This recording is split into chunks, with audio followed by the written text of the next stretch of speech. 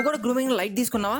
Your missing very important. Here are the advantages. ఒకటి, first impression. జనరల్గా ఒక పెద్ద స్టేజ్ మీద ఒక మనిషి షార్ట్ టీ షర్ట్ వేసుకొని చాలా గొప్పగా మాట్లాడినా మన బ్రెయిన్ ఒక్క ముక్క కూడా ఎందు. ఎందుకంటే ఫస్ట్ ఇంప్రెషన్లోనే ఆయన అటైర్ చూసి అంత ఇంపార్టెంట్ పర్సన్ కాదనుకుంటలే అని వినాలన్న ఇంట్రెస్ట్ని డైవర్ట్ చేస్తుంది. అదే స్టేజ్ మీదకి వెల్ గ్రూమ్డ్గా సూటు బూట్ వేసుకుని ఒక మనిషి వచ్చి లవ్ యూ బచ్చి అని ఏదో సోచ్ చెప్పినా కానీ మన బ్రెయిన్ మొత్తం వింటది. ఎందుకంటే ఫస్ట్ ఇంప్రెషన్లోనే మొత్తం అటెన్షన్ ఇస్తుంది కాబట్టి. సొసైటీలో బాగా గ్రూమ్ చేసుకున్న వాళ్ళ మాటలకి ఎక్కువ విలువ ఉంటుంది అనే విషయం అస్సలు మర్చిపోతూ they'll get a better social life. జనరల్గా మీరు బండి మీద వెళ్తాను అనుకుందాం, ఎందుకంటే మిమ్మల్ని ఎవరో సడన్ గా గుద్దారు. వెనక తిరిగి చూసుకుంటే డెవిల్ రైడర్ 46 అని రెడ్ కలర్ బండి కనపడింది. అది చూడగానే మీ బ్రెయిన్ ఒక్క సెకండ్ కూడా ఆలోచించకుండా కళ్ళు ఎక్కడ పెట్టుకుని నడుపుతున్నారు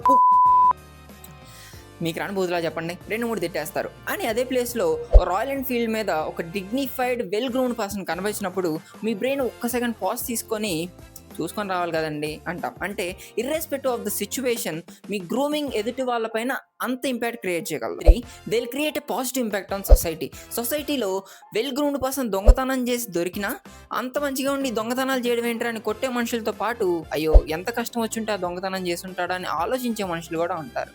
ఏదేమైనా చట్టానికి ఎవరు చుట్టాలు కాదు కాబట్టి పొద్దున్నే కల్లా పోలీసులు.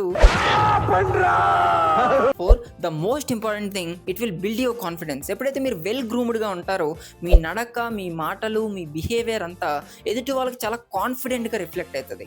ఇదే మీ ఇంటర్వ్యూస్లో కానీ మీ ఆఫీస్ మీటింగ్స్లో కానీ మిమ్మల్ని స్టాండ్అవుట్ అయ్యేలా చేస్తారు. ఇంకా ఫైనల్గా ఈ గ్రూమింగ్ ఇదంతా బాగా అందంగా ఉండే వాళ్ళకనేమో, నేను అందంగా ఉన్నా కదా నాకెందుకులే అనుకునే వాళ్ళకి చెప్తున్నా, బ్రో అందం కమ్స్ ఫ్రమ్ జెనెటిక్స్, కానీ గ్రూమింగ్ ఈజ్ అవర్ చాయిస్.